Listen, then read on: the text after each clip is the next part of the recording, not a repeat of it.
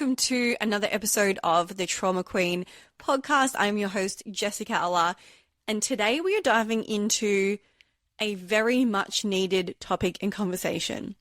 This is the most asked question on my social media. Besides, where was your mum in all of this? The question that I get asked is your dad in jail? Why isn't he in jail when I tell people that he is not? And why didn't you take him to court? And people assume that it's just a really straightforward situation. Someone breaks the law, someone commits a crime, you then take them to court and then they go to jail. Simple as that. When that's actually not the reality at all. It is such a complicated subject. It is such a complicated situation. I thought, what better way than to break it down in a podcast episode? So, why didn't I go down this path? Well, the truth is, I actually did, myself and the other victims of my father, because the reality is I wasn't the only victim. I wasn't the only person that my father abused. He sexually abused and assaulted multiple other people. We were going through the process of taking legal action.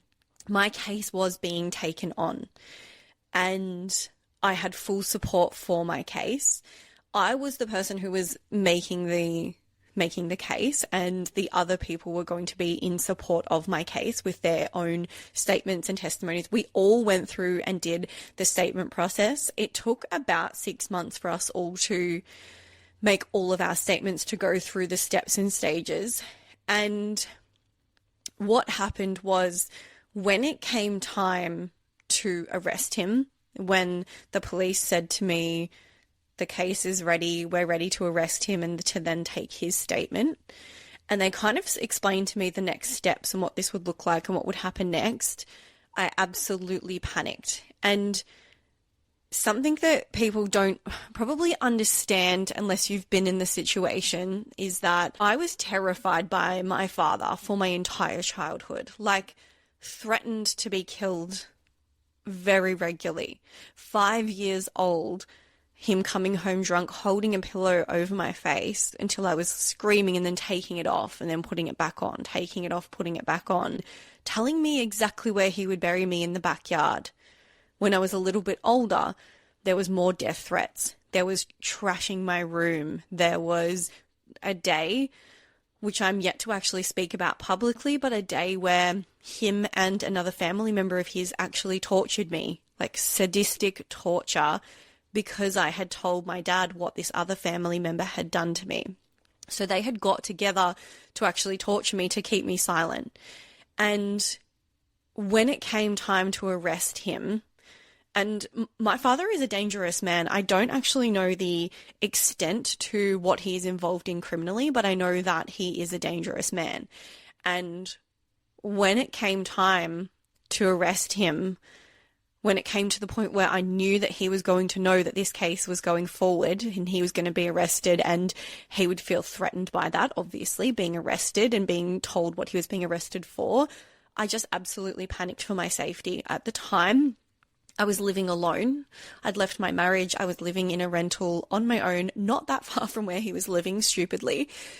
And I just panicked. I honestly just felt like if he was arrested at that point, I was quite sure that he would come for me. I really, truly believed that he would come for me. I truly believed that it would push him over the edge and that he would threaten me, or that he would come to harm me or kill me or even hurt one of my children. And at that time, it just didn't feel worth it. The other part to this was that it was going to be like, once they explained the process to me, the process is quite harrowing for somebody who's already been through a lot of sexual trauma, but who is also absolutely terrified from years of psychological abuse of their abuser, to stand up in court in front of him and to have him there looking at me, watching me. One, that was just, first of all, absolutely terrifying. Like, the thought of actually having to do that was terrifying at that point. And the second part to this was that there's a part or a process in this where, before it even goes to court, a defense lawyer has the opportunity, his defense lawyer has the opportunity to sit me in a small room with them with a judge that is on the other side of a screen, but actually I was told by the police doesn't intercept. They're just there. They rarely intercept, and things can get, in his words, quite heated, quite intense. And basically their entire job as a defense lawyer is to break you down, to find any holes in your stories, to find emotion, to just break you down, to confuse you, to basically torment you. And again, at this point in my life, I had left my marriage. I was living on my own. I was going for walks on the beach, and I was just living my best life. And the thought of having to go through that process, and then on top of this, it was like, okay, you're going to go to this defense lawyer. They're going to try and break you down. Your dad's going to be arrested. You're probably going to be afraid for a really long time that he's going to come for you and not know when he's going to come for you. And literally, I was so afraid of having another nervous breakdown, because I'd had one in the past where I thought he was going to come for me, and I had auditory hallucinations and I had a complete nervous breakdown. So I was quite afraid of that happening again. And then I found out, my therapist said to me, prepare. And I didn't know what she meant by this in the beginning, but what she said to me was that most historic cases can be quite complex and difficult because they're historic, because there's no time and date and physical evidence. It's basically his word against mine and the other victims. It is really hard to get a conviction with a historic case.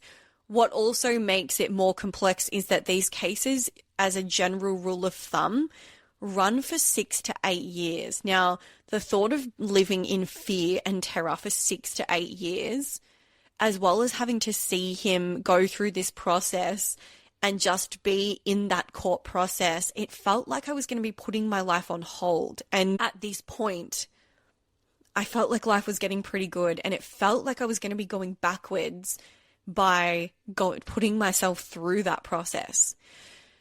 The next part to this was that even if I won this historic case, even if we won this historic case, and at the end of 6 to 8 years we won, his likely sentence would be 2 years. That is the average sentence. And so all of a sudden it was really not looking appetizing to me to go down this path, because it was like, I'm going to put myself through hell, through fear that he's going to come for me, not ever knowing when he's going to show up at my doorstep, take me in the night. Like, I had been tortured by this man, sadistic torture. I had been threatened to be killed so many times that these scenarios were running through my head. And I just wasn't willing to be that afraid for 6 to 8 years. And then for however many years after that, once he comes out of jail, if he even made it in there for the 2 years. The other thing that I was told by the police is that at the end of that 6 to 8 year trial, even if he gets a sentence, he can then appeal it and it can go back to court again. And a lot of predators, he let me know, actually are aware of this, and they all appeal it to just continue it to drag on. And I just had to get really, really honest with myself about why I was doing it and what I wanted from it. So I had to really weigh up. To my knowledge, my father is a much older man now. He didn't have any children in his life around him. He's quite isolated, quite alone. I didn't really feel at that point like he was a threat to anybody else. Obviously, there is always the scenario where he could be a threat to somebody. He could be a threat to other women, things like that, women that he's dating online. But I honestly had come to the conclusion, and this is going to sound really selfish to some people, but I had already been through 30 years of torture by this man. I wasn't going to waste another 6 to 10 going through this process for somebody else, for a hypothetical situation. I just had enough, and I just wanted to live my life. I just wanted to be able to move on. So the first part was that I wasn't aware that he was around anybody who was in danger. And so I was like, okay, to my knowledge that that's the situation. And then I just had to really think about, what does justice look like to me? What does justice feel like to me? What do I actually want from this court case?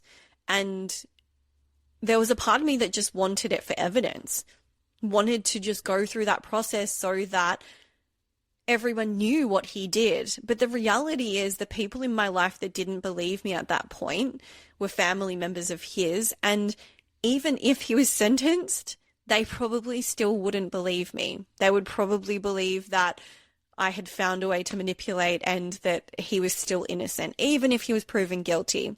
And so I had to get really good at being the villain in their story, but also being comfortable with the fact that there's people out there that believe that I'm lying and believe him or hate me or will pick apart my story. And this then has like rippled into social media, my social media taking off, and a lot of other people wanting to do the same thing, pick holes in stories and, just not believe me.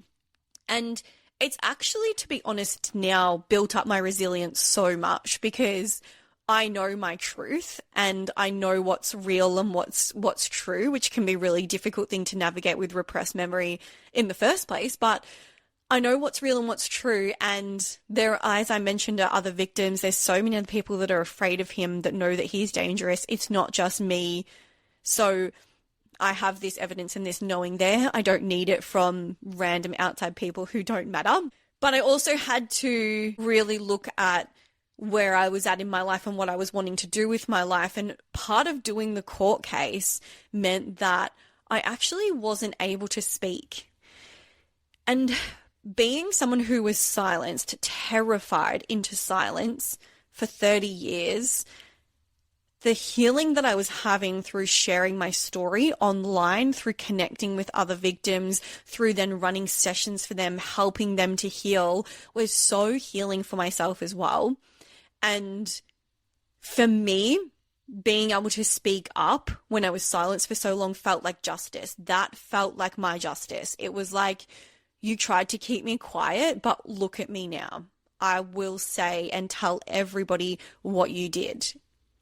And from that, I will actually make something healing and positive in the world from it. Unfortunately, the reality was, doing the court case, going through with that legal process, actually meant that I wasn't able to keep speaking on podcasts, running my podcast, speaking about him, about my history, until the court case was finished. And that was just not something that I was willing to do at that point, because I was like, no, I've been silenced for too long. I will not be silenced again. So it was another really big key determining factor. And, it's been 2 years, or at least a year and a half, since the case was pulled. And in that year and a half, the growth that I've felt as a person, the things that I've been able to do by sharing my story, like, I am connecting with women all around the world who are like, how did you heal from this? How did you, navigate this situation? And I still love my dad, but I hate him. And I've been able to help so many women with my expert knowledge, because I've been through it, because I know it, because I've healed through it, because I know it inside out. And I would not take that back for a second. Being able to share my story has meant that I'm able to help so many people. That is the justice for me. And it's not technically justice, but it's like, what are you going to do with it? And what I did with it, instead of going through and wasting my time and energy going through that long process, I've used that energy to build something. I've used that energy to build a life for myself, to build a business that's thriving, that's actually helping people who are going through exactly what I've been through. I've been able to now go on and live a life that is beautiful. And I don't think that I would have been able to do that at least anytime soon if I had have gone through that court process. So I really was weighing up my options. There was the safety, there was the length of the case, the system is so broken as well. Like, sexual abuse survivors who have been through long-term complex abuse, manipulation, psychological torture and torture should not have to be put in front of their abuser. Like, it just shouldn't happen. They shouldn't be. I know that they have to, figure out whether they're telling the truth, but putting them into a small room with a defense lawyer who is ruthless shouldn't be happening. The system is broken. That is not how it should be happening. And honestly, I've always been a little bit hesitant of the system because the system in itself is a part of the problem. People aren't speaking about this abuse, about the fact that father-daughter abuse is so common, because they're like, oh, we don't want people to like lose faith in the family structure and not trust their dad. So we're just not going to talk about it. And there was actually, when I went to a Bessel van der Kolk training, there was actually this section in one of the books that he had highlighted that was taken from the 1975 book of psychiatry. And basically what it had in here was, this was for people coming forward saying that their father was sexually abusing them, and it was a section on incest abuse. And this was basically like the textbook that they would go to. If someone came to them with incest father-daughter abuse, the psychiatrist would look it up, and they would look it up and read this little paragraph about it to give an indication of what was going to happen to that person. It said in this book that, in this like book of psychiatry, that father-daughter sexual abuse had no long-term damaging effects on the child. And it was actually just that it was a infantile fantasy that was actually a positive for the father to be able to play out that fantasy in private, because it actually reduced his chance of psychosis out in the wider community. So basically it was like the child's just going to take this on, and it's actually not going to harm the child long term. They'll be fine. And it's actually a positive because the dad gets to play out this fantasy and becomes a better person out in society. The fact that that was going through mainstream, the fact that that was the perception, and yes, it's 1975, but that wasn't that long ago, and I don't see much having changed between now and then. The fact that this is the way that we perceive it, the fact that people just think that it is so unfathomable that it could happen, is just an indicator of where we're at in society. And so I believe that the process that you go through, the length of the cases, the nature of the cases, the nature of the sentencing, it's all just bullshit. And honestly, it just wasn't worth it for me. It's not my path. It's not the path that I want to go down. I already feel like speaking up and speaking publicly about what happened to me. I know my dad is listening. I know he's watching. I know he would be listening to everything I do. And that's already terrifying enough, to be honest. There is still fear in me some days that he's going to come for me. He's going to crack. He's going to crack it. He's going to crack from what I've been saying and what I've been speaking about. And he's going to just become more unhinged than he already is and come for me. But it's yet to happen. It's been 5 years and it's yet to happen. So speaking up does feel like the safe option for me at the moment. Threatening him physically, as in him being arrested and knowing that there's a chance that he could go to jail, that feels like poking the bear to me, and it just doesn't feel worth it at this point in time for me. So a lot of people push you to do this. A lot of people have really strong opinions about it. They're like, yeah, but you still should go, and he should be locked up, and what about other people? And they've got all of those opinions. And at the end of the day, if you're listening to this and you're trying to figure out what to do, think about what justice is to you. What do you need to heal? And you might need to see them in jail, and that's fine. Great. Go for it. Do it. But for me, what justice is for me was, what are you going to do with it? It's me taking this. Justice for me is I get to speak up now. I get to take what you did to me and I get to make a positive, and I get to change the world with it. I get to change the lives of thousands of women. That's my justice. That's my why. And I want you to really think about what's healing for you and what you need. And for me, as I just said, it's healing out loud. And I talk all the time about healing out loud, like speaking up, breaking the cycle, breaking the silence, raising awareness. But healing silently is also very admirable. Healing it all is admirable. If you have been through father-daughter incest abuse, just opening up that wound and processing those memories and going through that healing process, you are brave just for doing that. Not everybody has to heal out loud. Healing in silence is brave as well. Healing quietly is brave as well. Healing quietly so that you can move on and create a beautiful life is amazing. You don't need to heal out loud, but healing out loud is the path that I was pulled to, the path that I've been chosen for. It is literally written in my stars. I've had astrology readings, I've had so many human design readings, all sorts of readings, and everything has always pulled me back to, you're meant to speak. You're meant to be big. You're meant to speak. You're meant to be on television, on stages. You're meant to be empowering people. And I've always felt that pull. So for me, healing out loud makes the most sense. But healing silently is also really brave. And I'm proud of you if you're doing that work. So this is why. This is why he isn't in jail. He is still out there.